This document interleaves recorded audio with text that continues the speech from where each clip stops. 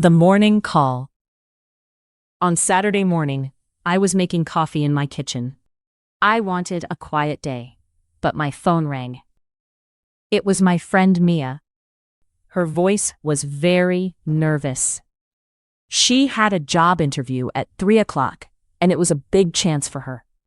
But her laptop did not work, and all her notes were inside it. She also could not find a printed copy of her CV. I told her to breathe slowly. I said, "Do not worry, I will help you." I put on my coat, took my backpack, and left my apartment. The sky was clear, and the city was already busy. On the bus, I thought about a simple plan. First, I would check the laptop. Then, we would write new notes. After that, we would print everything and practice. Mia needed help, and I wanted to be there for her. A small plan. When I arrived, Mia opened the door with tired eyes. Her living room was full of papers and clothes. The laptop was on the table, but the screen was black. Mia said, "I am going to fail." I shook my head and smiled. "No, you are not. We still have time." I checked the charger, the buttons, and the cable. The laptop made a small sound, but it did not start. Then I asked Mia to look in her email. She found an old CV and some notes from last week. They were not perfect, but they were useful. I wrote a list on a piece of paper. We needed a new CV, 3 good answers for the interview, and clean clothes. Mia stopped walking around the room. She sat down next to me. Her face was still worried, but now she had a plan. That made a big difference. Work at the library. We walked quickly to the public library because it had free computers. It was almost noon, and the interview was only 3 hours away. The library was quiet, so we spoke in low voices. We found a computer near the window. I typed the new CV, and Mia read the old email from her phone. Sometimes she forgot dates, but I asked simple questions. Soon, the page looked clean and professional. After the CV, we wrote 3 short answers. The first answer was about Mia's experience. The second was about teamwork. The third was about why she wanted the job. I told her to use easy words and clear ideas. Then, we printed 2 copies of the CV.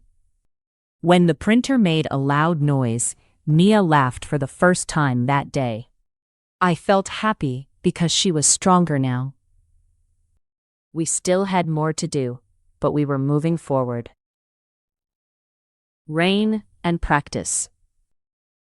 When we left the library, dark clouds were over the street.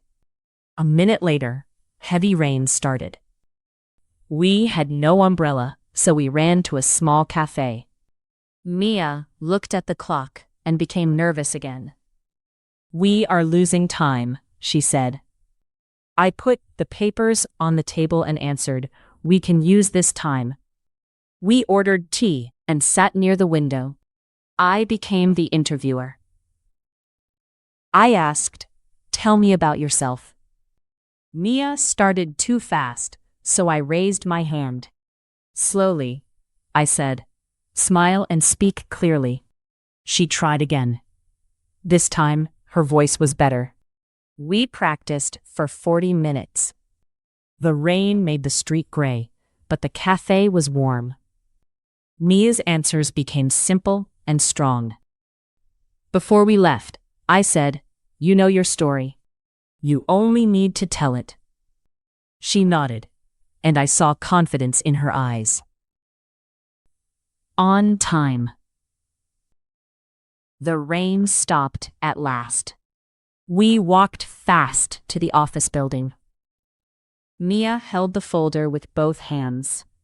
Her hair was a little wet, but her clothes were clean, and her smile was real. We arrived 10 minutes early. In front of the glass doors, she turned to me and said, "Thank you. I could not do this alone."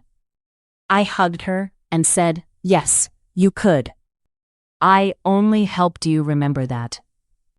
Mia went inside, and I waited in a small park across the street. I felt tired, but I also felt proud. 1 hour later, she came out and waved at me. The interview had gone well. She did not know the answer to every question, but she stayed calm. That evening, she sent me a message. The company wanted a second interview. I smiled at my phone. Helping a friend was not a small thing. It changed her day, and it changed mine too.